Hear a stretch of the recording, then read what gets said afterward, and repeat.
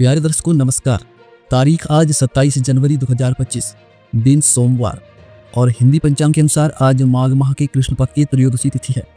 आइए जानते हैं उत्तराखंड की तमाम बड़ी खबरें फटाफट अंदाज में। पूर्व विधायक चैंपियन पर खानपुर विधायक के कार्यालय में तोड़फोड़ फायरिंग का आरोप, दोनों पर केस दर्ज। शनिवार को पूर्व विधायक कुंवर प्रणव सिंह चैंपियन और निर्दलीय विधायक उमेश कुमार के बीच विवाद बढ़ गया। रविवार को चैंपियन और उनके समर्थकों पर उमेश कुमार के कार्यालय में तोड़फोड़ और समर्थकों के साथ मारपीट का आरोप लगा। घटना के दौरान ताबड़तोड़ फायरिंग भी होने का दावा किया गया है। सूचना मिलते ही पुलिस ने मौके पर पहुंचकर जांच शुरू की। घटना के बाद तनाव को देखते हुए दोनों के कैंप कार्यालयों पर भारी पुलिस बल तैनात किया गया है। चैंपियन और उमेश कुमार के बीच विवाद शनिवार को अपशब्द कहने से शुरू हुआ था, जिसके बाद रविवार को मामला और बढ़ गया। उमेश कुमार के 3 समर्थक घायल हुए हैं, जिन्हें अस्पताल में भर्ती कराया गया। पुलिस ने दोनों पक्षों पर केस दर्ज कर मामले की जांच शुरू कर दी है। कर्तव्य पथ पर दिखी उत्तराखंड की झांकी, पारंपरिक वेशभूषा में कलाकारों ने दी प्रस्तुतियां। गणतंत्र दिवस पर कर्तव्य पथ पर उत्तराखंड की झांकी ने सभी का ध्यान खींचा। झांकी का थीम उत्तराखंड की सांस्कृतिक विरासत और साहसिक खेलों पर आधारित था। झांकी के अगले भाग में एक महिला पारंपरिक ऐपन कला बनाते हुए नजर आई। ऐपन कला उत्तराखंड की धार्मिक और सांस्कृतिक पहचान का प्रतीक है, जिसे चावल के आटे और गेहूं से बनाया जाता है। झांकी के ट्रेलर भाग में साहसिक खेलों जैसे hill cycling, trekking, snow skiing, bungee jumping को दर्शाया गया। पारंपरिक वेशभूषा में कलाकारों ने शानदार नृत्य प्रस्तुत किया।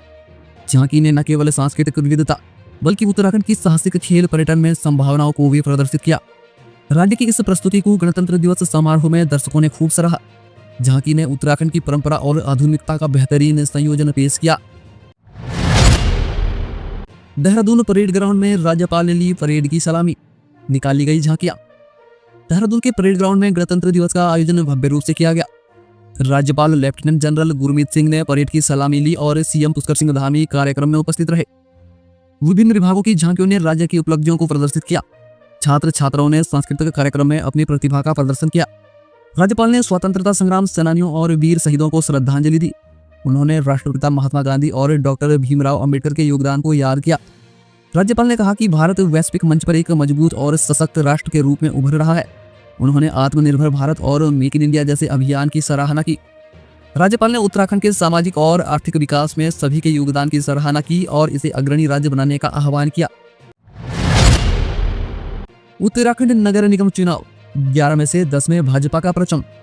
उत्तराखंड निकाय चुनाव में भाजपा ने नगर निगमों में शानदार प्रदर्शन किया है।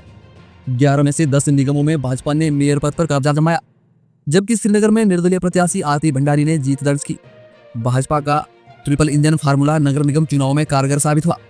हालांकि नगर पालिकाओं और पंचायतों में निर्दलियों और कांग्रेस ने जोरदार टक्कर दी।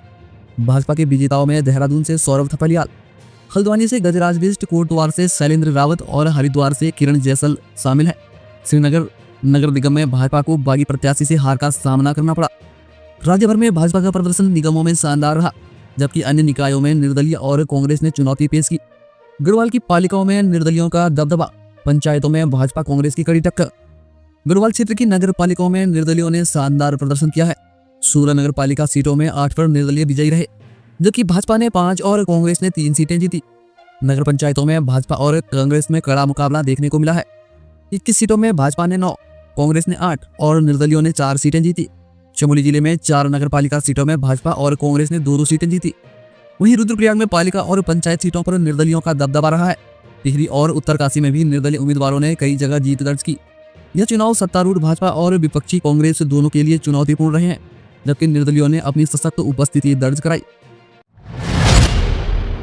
पहली बार श्रीनगर में महिला महापौर, निर्दलीय आरती भंडारी ने लहराया परचम। श्रीनगर नगर निगम के पहले चुनाव में निर्दलीय प्रत्याशी आरती भंडारी महापौर चुनी गई।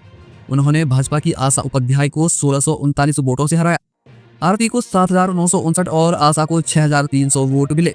यह चुनाव कैबिनेट मंत्री धन सिंह रावत के लिए बड़ा झटका साबित हुआ। आरती की जीत ने यह साबित किया कि स्थानीय मुद्दों और जनता की भावनाओं का सम्मान किए बिना चुनावी समीकरण सफल नहीं होते।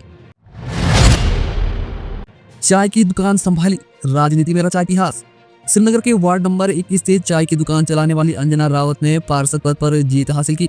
उन्होंने भाजपा की वरिष्ठ नेत्री प्रमिला भंडारी और कविता रमोला को हराकर एक मिसाल पेश की। साधारण परिवार से ताल्लुक रखने वाली अंजना ने एमए और एमएसडब्ल्यू की पढ़ाई करते हुए अपने परिवार को संभाला। हीलू रॉ फिलिप पुरस्कार विजेता अंजना की जीत संघर्ष और मेहनत की कहानी बयां करती है। उत्तराखंड बना पहला राज्य जहां आज से लागू होगा यूसीसी। उत्तराखंड में 27 महीने की तैयारियों के बाद समान नागरिक संहिता यूसीसी लागू होने जा रहा है। मुख्यमंत्री पुष्कर सिंह धामी सोमवार को मुख्य सेवक सदन में यूसीसी के पोर्टल और नियमावली का लोकार्पण करेंगे। यह पोर्टल विवाह, तलाक, विरासत जैसे मामलों के लिए ऑनलाइन रजिस्ट्रेशन की सुविधा देगा। 2022 में गठित विशेषज्ञ समिति की रिपोर्ट और मार्च 2024 में राष्ट्रपति की मंजूरी के बाद यूसीसी को अंतिम रूप दिया गया। इस पहल से प्रदेश में नागरिक अधिकारों की एकरूपता और पारदर्शिता सुनिश्चित होगी। ट्रायथलॉन प्रतियोगिता के साथ उत्तराखंड में राष्ट्रीय खेलों का आगाज, 28 को पीएम करेंगे उद्घाटन। उत्तराखंड में 38वें राष्ट्रीय खेलों की शुरुआत हल्द्वानी में ट्रायथलॉन प्रतियोगिता से हुई। उद्घाटन कार्यक्रम 28 जनवरी को देहरादून के राजीव गांधी अंतर्राष्ट्रीय स्टेडियम में प्रधानमंत्री नरेंद्र मोदी करेंगे। हल्द्वानी के गोलाबार अंतर्राष्ट्रीय स्टेडियम में पहले दिन खिलाड़ियों ने ट्रायथलॉन में अपनी क्षमताओं का प्रदर्शन किया। ट्रायथलॉन में 700 मीटर तैराकी, 20 किलोमीटर साइकिलिंग और 5 किलोमीटर की दौड़ शामिल थी। पुरुष वर्ग में मणिपुर के सारंगबम अठोबा मैतई ने पहला स्थान हासिल किया।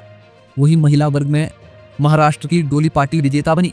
प्रतियोगिता में देश भर से 32 पुरुष और 32 महिला खिलाड़ियों ने भाग लिया था। खेलों का आयोजन राज्य में खेल और पर्यटन को प्रोत्साहन देने की दिशा में एक बड़ा कदम माना जा रहा है। आयोजन से उत्तराखंड को खेल गतिविधियों का प्रमुख केंद्र बनाने की उम्मीद है। नगर निकायों में मुख्यमंत्री धामी का संदेश, क्लीन और ग्रीन सिटी की योजना पर जोर।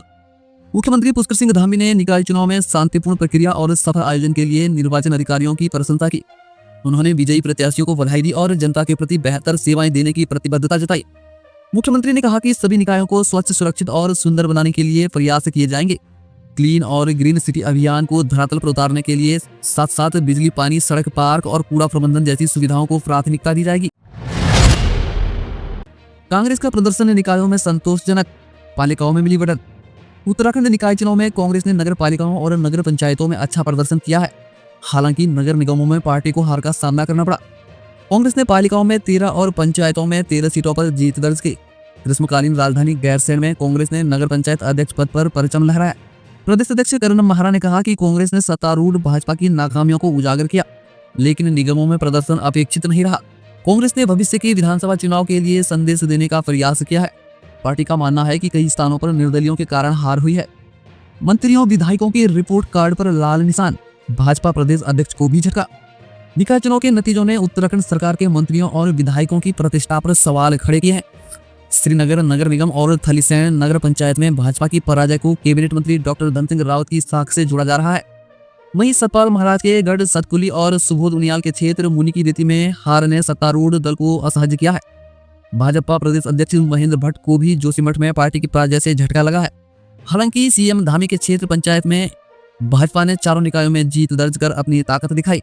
पार्टी कार्यकर्ता प्रत्याशियों के गलत चयन को हार का बड़ा कारण मान रहे हैं। सौरमंडल में एक साथ नजर आए 7 ग्रह, नैनीताल में रोमांचित हुए पर्यटक। 25 जनवरी को ब्रह्मांड में दुर्लभ खगोलीय घटना प्लेटनरी अलाइनमेंट हुई, जिसमें 7 ग्रह एक सीध में नजर आए। इस अद्भुत घटना का दीदार उत्तराखंड के नैनीताल, मुक्तेश्वर और रामनगर स्थित एस्ट्रोस्टॉप्स ऑब्जर्वेटरी सहित कई स्थानों से किया गया। पर्यटकों और स्थानीय लोगों ने टेलीस्कोप की मदद से ग्रहों की परेड देखी। एस्ट्रोवर्स संस्था ने इस मौके पर 3 दिवसीय कार्यक्रम का आयोजन किया।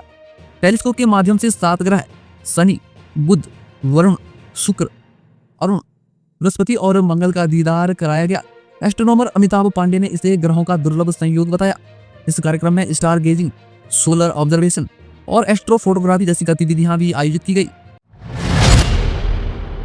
चमोली में खुलेगी एरोस्पेस लैब, युवाओं के लिए बनेगा भविष्य का द्वार। सीमांत जनपद चमोली में अंतरिक्ष शिक्षा को बढ़ावा देने के लिए एरोस्पेस लैब की स्थापना की जा रही है। जिलाधिकारी संदीप तिवारी ने प्रधानमंत्री कार्यालय में कार्यरत उप सचिव मंगेश घिल्डियाल के सहयोग से इस परियोजना को आगे बढ़ाया है। बोइंग एरोस्पेस कंपनी के साथ समन्वय स्थापित कर अंतरिक्ष प्रयोगशाला खोलने की तैयारी की गई है। जिलाधिकारी ने गणतंत्र दिवस पर बताया कि यह लैब युवाओं को अंतरिक्ष के रहस्यों से परिचित कराने और इस क्षेत्र में करियर बनाने का अवसर प्रदान करेगी। यह प्रयोगशाला छात्रों के लिए प्रेरणा स्रोत बनेगी और देश की प्रगति में अहम योगदान देगी। वंचित वर्ग की 52 महिलाएं बनेंगी ड्रोन दीदी, निःशुल्क प्रशिक्षण जारी। उत्तराखंड के दूरस्थ इलाकों की 52 वंचित वर्ग की बालिकाओं को ड्रोन संचालन का प्रशिक्षण दिया जा रहा है। युवा कल्याण एवं प्रांतीय रक्षक दल निदेशालय द्वारा आयोजित आवासीय शिविर में लड़कियों को ड्रोन असेंबल, डी असेंबल और रिपेयर करना सिखाया जा रहा है। मंत्री रेखा आर्य ने शिविर का निरीक्षण कर प्रतिभागियों को प्रोत्साहित किया। बेहतर प्रदर्शन करने वाली 5 लड़कियों को ड्रोन गिफ्ट दिए जाएंगे। शिविर का उद्देश्य लड़कियों को रोजगारपरक स्किल्स से लैस करना है ताकि वे आत्मनिर्भर बन सकें। तो प्यारे दोस्तों, ये थी आज की प्रमुख खबरें। न्यूज पसंद आई हो तो वीडियो को लाइक और शेयर जरूर करें, और हाँ, चैनल को सब्सक्राइब नहीं किया है तो सब्सक्राइब भी कर लें। नमस्कार।